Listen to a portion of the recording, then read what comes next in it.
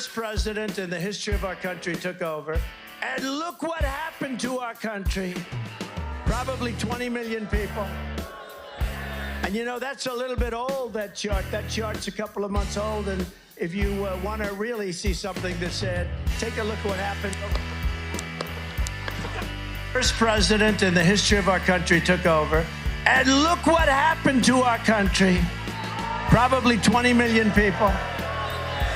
And you know, that's a little bit old, that chart. That chart's a couple of months old, and if you want to really see something that's said, take a look at what happened. What happened. First president in the history of our country took over, and look what happened to our country. And look what happened to our country.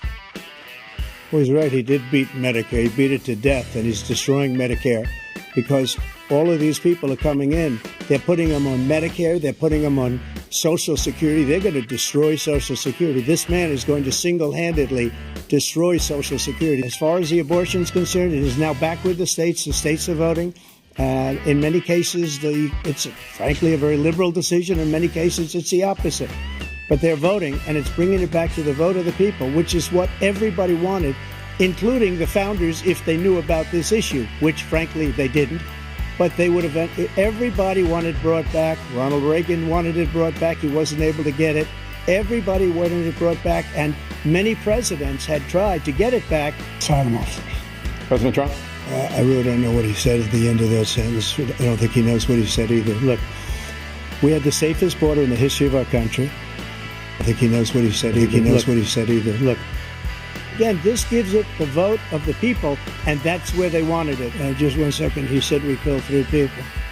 The people we killed are al-Baghdadi and Soleimani, the 2 greatest terrorists, biggest terrorists anywhere in the world, and it had a huge impact on everything, not just border, on everything. He's the one that killed people with the bad water, including hundreds of thousands of people dying, and also killing our citizens when they come in. We are living right now in a rat's nest. They're killing our people in New York, in California, in every state in the union, because we don't have borders anymore. Every state is now a border. I went to the war. First of all, that was a made-up quote, suckers and losers. They made it up. It was in a third-rate magazine that's failing, like many of these magazines. He made that up. He put it in commercials. We've notified him. We had 19 people that said I didn't say it. And think of this. Who would say I'm at a cemetery or I'm talking about our veterans? Because nobody's taken better care. I'm so glad this came up and he brought it up.